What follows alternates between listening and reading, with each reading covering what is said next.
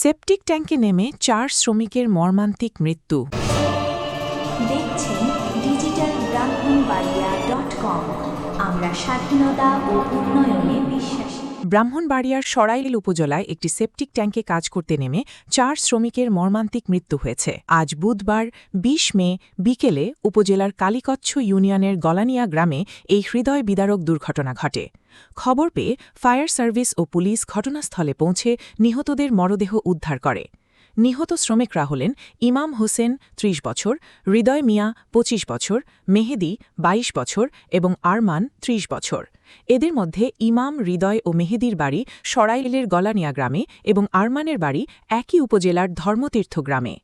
Police ও স্থানীয় সূত্রে জানা যায়, বুধবার দুপুরে গলানিয়া গ্রামের বাসিন্দা আলী মিয়ার বাড়ির সেপটিক ট্যাঙ্কের ভেতরে কাজ করতে নামেন শ্রমিক হৃদয় ও মেহেদি।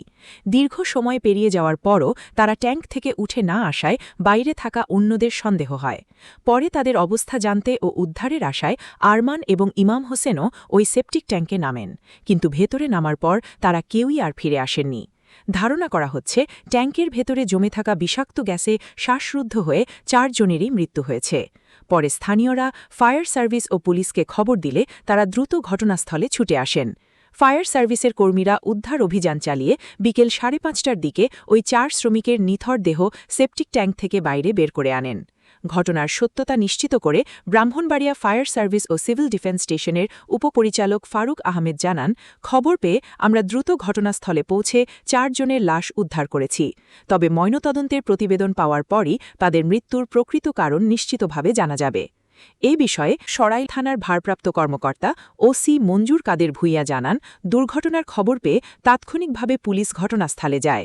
নিহতদের সুরতহল প্রতিবেদন তৈরির পর মরদেহগুলো ব্রাহ্মণবাড়িয়া জেলা সদর হাসপাতাল মর্গে পাঠানোর প্রক্রিয়া চলছে।